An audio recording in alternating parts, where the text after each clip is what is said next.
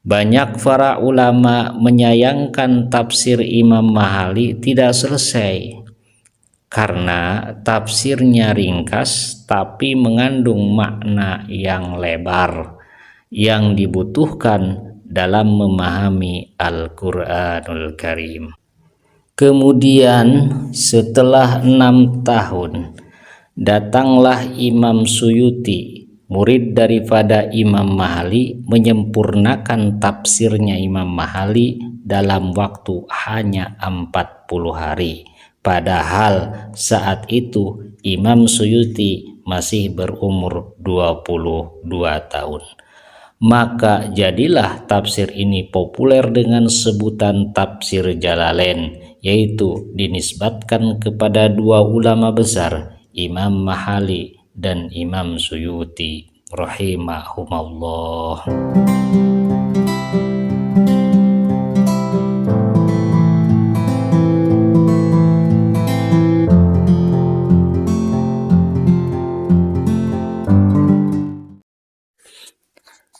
Assalamualaikum warahmatullahi wabarakatuh.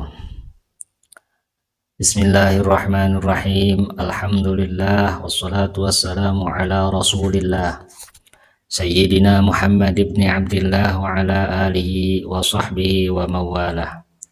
Allahumma arinal haqqa haqqan warzuqna ittiba'ah wa arinal batila batilan warzuqna ijtinabah. Rabbi shrah li sadri wa yassir li amri wahlul 'uqdatam min lisani yafqahu qawli, amma ba'd. Faqala musannifu rahimahullahu ta'ala wa nafa'na bihi wa bi'ulumihi fid dharain amin. Hadza mastaddat ilaihi hajatur raghibin. Hadza utawi ikilah kitab kang hadir ing dalam ati musannif, iku ma barang istaddat kang banget ilaihi maring ma opo hajatur raghibin, kebutuhane wong kang pada demen kabeh, demen pi takmilati tafsiril Qur'anil Karim, ing dalam nyampurnaaken tafsir Qur'anil Karim. Allazi allafahu kang wis nganggit ing tafsir Qur'anil Karim sapa al imamu wong kang dadi imam, al-allamatu kang banget alime Jalaluddin, rupane Jalaluddin kang wong kang dadi keagungan ing dalam agama. Muhammad ibnu Ahmad, rupane Muhammad kang dadi putra lanange Ahmad, al-Mahalli kang bangsa tanah Mahalli, Asy-Syafi'i kang bangsa madhab Syafi'i rahimahullah. Mugi welas ing Syekh Jalaluddin al-Mahalli sufallah Allah taala. Wa tatmimu ma lan nyampurnaaken barang patahu kang porot sopo Imam Jalaluddin al-Mahalli hu ing ma, wa huwa utaima patahu iku min awali suratil Baqarah, awit saking kawitane surat Baqarah ila akhiril Isra, tumeka maring akhire surat Isra. Sahabat muslimin muslimat yang dirahmati Allah, jumpa lagi kita di channel kajian kitab.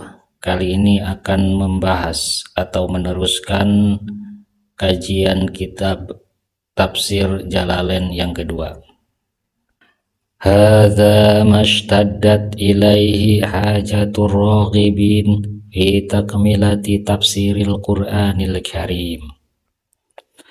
Hadza ay bimanzilati amma ba'd. Lapad hadza sama dengan lapad amma ba'du.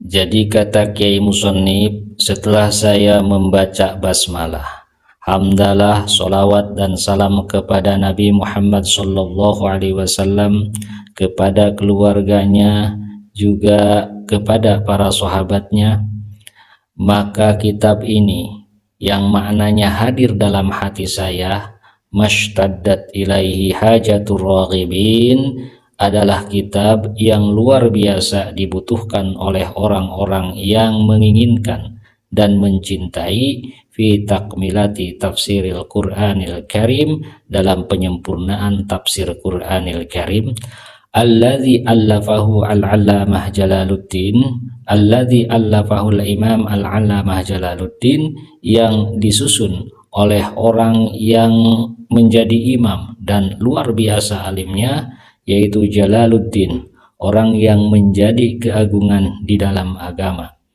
Muhammad bin Ahmad al-Mahali, yaitu Muhammad yang menjadi putranya Ahmad al-Mahali yang bangsa negara Mahali, Asy-Syafi'i yang bermadhab Syafi'i. Wa tatmimu ma fatahu, dan kitab ini adalah penyempurnaan kitab tafsir yang tertinggal oleh Imam Mahali. Apa yang tertinggal oleh Imam Mahali? Wa huwa min awwali suratil Baqarah, yaitu dari awal surat Baqarah ila akhiril Isra, sampai akhirnya surat Isra. Jadi pertama yang menyusun tafsir Al-Qur'anul Karim yang pada akhirnya populer dengan nama tafsir Jalalain adalah Imam Mahali. Tapi tidak biasanya Imam Mahali menyusun kitab tafsir bukan dari awal surat Fatihah, tapi dari awal surat Kahfi sampai surat An-Nas.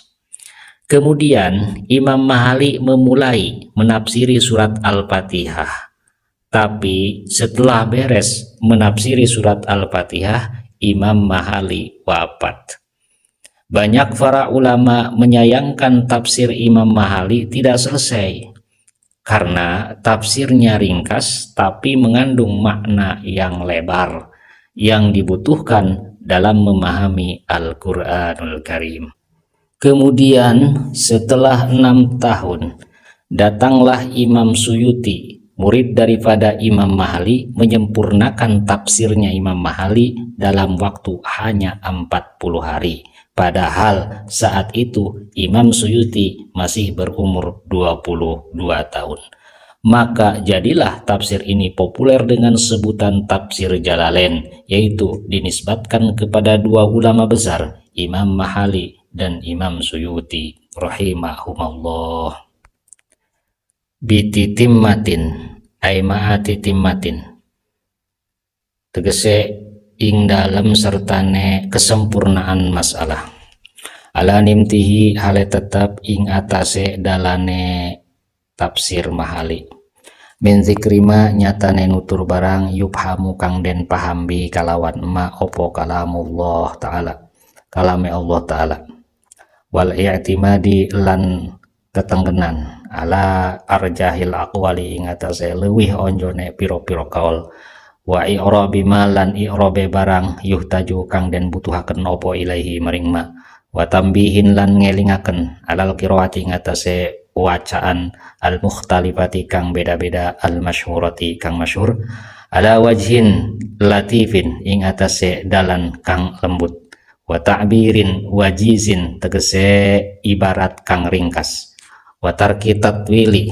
lan ninggal dawaaken ghairi mardiyatin kang ora den ridoni, wa ariba lan piro-piro i'rab mahalluha kang utawi panggonane arib iku kutubul arabiyah, piro-piro kitab bahasa Arab. Bititimmatin, lapad titimmah ta'alluq kepada lapad tatmim, terus ba bermakna ma'a. Jadi hasilnya Kiai Musannif berkata, penyempurnaan tafsir Mahali ini dibarengi dengan satu titimmah, yaitu satu kesempurnaan kalam yang nanti di akhir tafsir surat Isra diceritakan.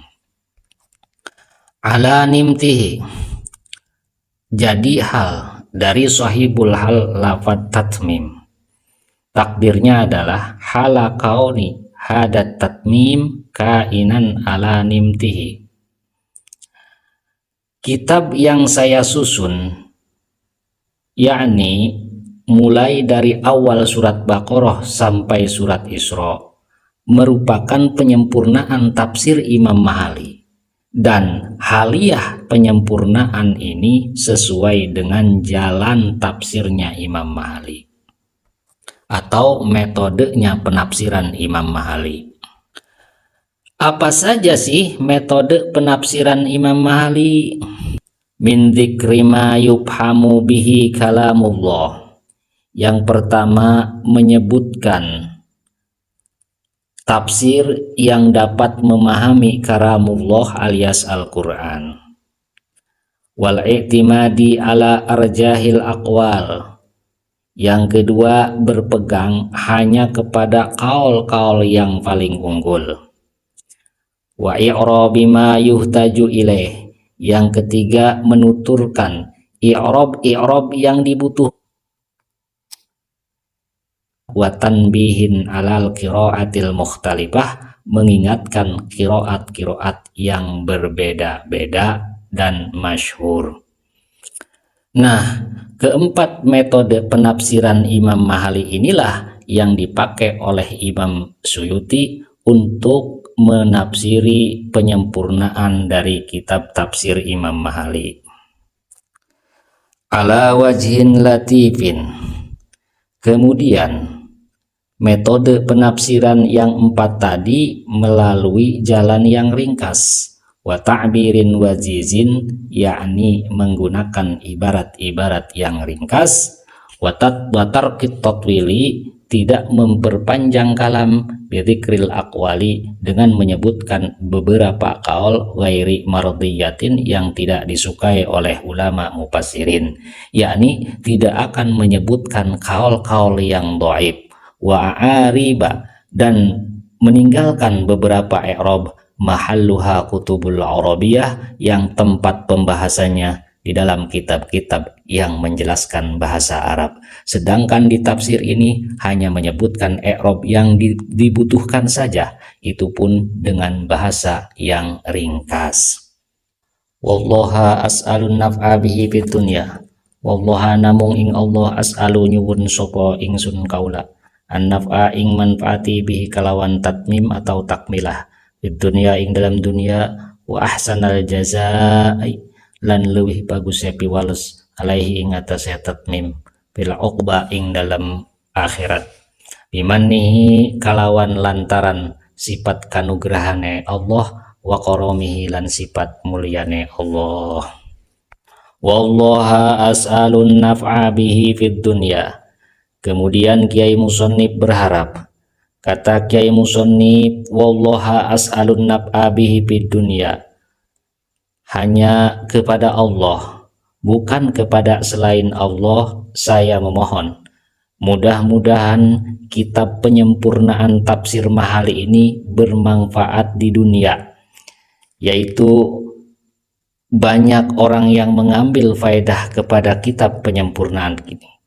Sedangkan di akhirat, wa ahsanal jaza alaihi fil uqba, semoga Allah memberikan pahala yang paling bagus di akhirat atas penyusunan kitab penyempurnaan tafsir Mahali, bimannihi, dengan wasilah lantaran sifat maha pemberi anugerahnya Allah, wa karomihi, dan lantaran sifat mulianya Allah, yakni sifat memberikan anugerah kepada siapapun, baik yang taat ataupun pendosa. Amin amin ya rabbal alamin. I'lam, ketahuilah, di bawah sudah disebutkan bahwa surat Al-Fatihah termaksud tafsirnya Imam Mahali. Maka oleh Imam Suyuti, tafsir surat Fatihah diletakkan setelah surat An-Nas. Maka di sini kita pun mengikuti Imam Suyuti, yaitu memulai dengan tafsir surat Al-Baqarah. Tapi sebelum masuk kepada tafsir surat Al-Baqarah, perlu membahas dulu isti'adzah atau ta'awud, karena Allah berfirman, fa idza qara'tal Qur'an fasta'id billah, ai idza aradta an taqra'al Qur'an fasta'id billah. Jika engkau Muhammad akan membaca Al-Qur'an, maka mintalah perlindungan kepada Allah dari setan yang terkutuk. Adapun pembahasan isti'adzah, yaitu yang pertama dari sisi lafadznya atau dari sisi pengucapannya. Menurut jumhur ulama, diantaranya Al-Imam Abu Hanifah dan Al-Imam Syafi'i radhiyallahu anhuma, bahwa qaul mukhtar dalam segi melapatkan isti'adah yaitu mengucapkan a'udzubillahi minasyaitonir rajim, karena sesuai dengan firman Allah, faiza qara'tal qur'ana fasta'idz billahi minasyaitonir rajim.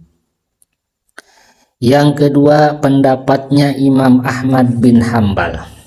Beliau Imam Ahmad bin Hambal berkata, yang paling utama dalam melapatkan isti'adah yaitu mengucapkan a'udzubillahi samiil alimi minasyaitonir rajim.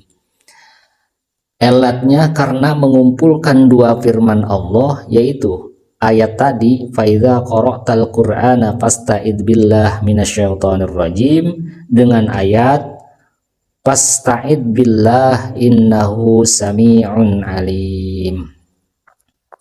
Yang ketiga, pendapatnya Imam Sufyan Tsauri dan Imam Al-Auza'i rahimahumullah. Kata Imam Sufyan Tsauri dan Al-Imam Auza'i, paling utama dalam melapatkan isti'adzah adalah a'udzubillahi minasyaitonir rajim innallaha huwas samiul alim. Adapun dalil yang memperkuat pendapat jumhur ulama yaitu hadis yang diriwayatkan dari Ibnu Mas'ud. Beliau berkata, saya ketika mau membaca Al-Quran mengucapkan a'udzubillahi samiil alimi minasyaitonir rajim. Kemudian Nabi berkata, ya bna ummi abdin a'udzubillahi minasyaitonir rajim hakada aqra'ani Jibril anil lauhi anil qalam. Wahai ibnu ummi abdin, nama alam kunyahnya Ibnu Mas'ud, itu Ibnu Ummi Abdin. Kata Rasulullah, wahai Ibnu Ummi Abdin, ucapkanlah a'udzubillahi minasyaitonir rajim, karena seperti itulah Jibril membacakannya kepadaku dari Lauh Mahfud, dari Al-Qalam. Bahasan isti'adah yang kedua dari sisi hukumnya. Adapun hukumnya isti'adah, maka ulama jumhur sepakat bahwa isti'adah hukumnya sunnah dalam sholat, maka jika ditinggal tidak membatalkan sholat, baik tinggal dengan sengaja ataupun lupa. Kemudian disunnahkan juga membaca isti'adah kepada orang yang akan membaca Quran selain dalam tingkah sholat. Namun ada satu hikayat dari Al-Imam Atha bahwa isti'adah itu hukumnya wajib, baik dalam sholat ataupun bukan dalam sholat. Terus ulama bersepakat bahwa isti'adah itu bukan dari Al-Quran dan bukan termasuk satu ayat Al-Quran. Bahasan yang ketiga dari sisi waktunya. Menurut jumhur ulama, waktu membaca isti'adah itu sebelum qiraat, baik ketika sholat ataupun selain sholat. Tapi ada satu riwayat lemah dari Al-Imam An-Nakhai rahimahullah bahwa membaca isti'adah itu setelah qiraat. Bahasan yang keempat dari sisi maknanya. Makna a'udzubillahi ay altaji'u ilaihi wa amtani'u mimma akhsha.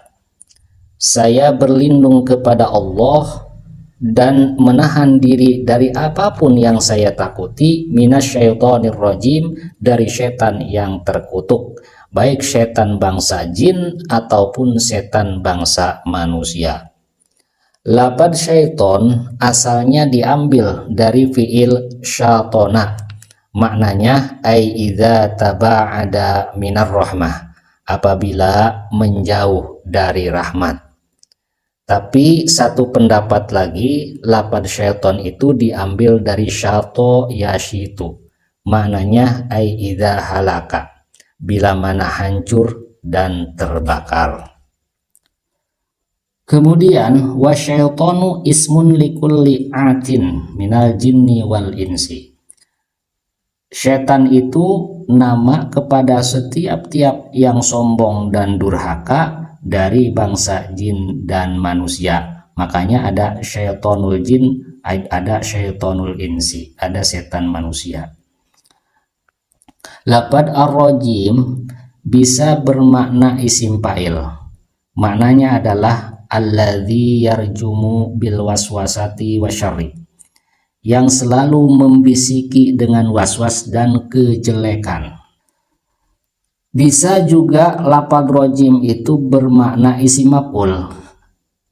Maknanya adalah ay marjumun bisyuhubi indastiraqis sam'i, yang diusir dengan bintang-bintang bersinar atau dengan semburan api yang keluar dari bintang di saat para setan mencuri pendengaran tentang berita gaib yang ada di langit untuk disampaikan kepada para dukun.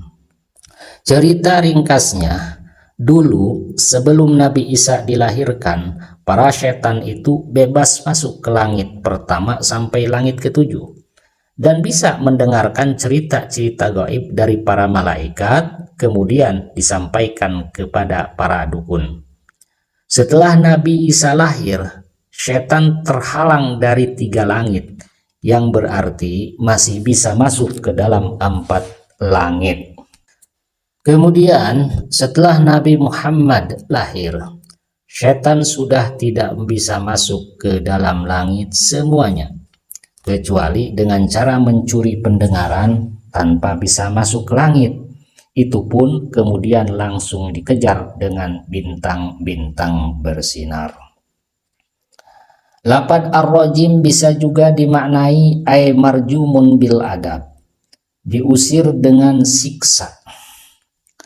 Kesimpulannya, isti'adzah itu berarti kita kembali dan memohon perlindungan hanya kepada Allah, Dat yang Maha Kuasa menolak bisikan setan. Berarti kita mengakui kelemahan kita, mengakui kekuatan Allah, dan meyakini bahwa setan adalah musuh yang nyata dan tidak ada yang mampu menolak setan kecuali Zat yang Maha Kuasa, Allah Subhanahu wa Ta'ala. Wallahu alam biswab. Ini saja, semoga bermanfaat untuk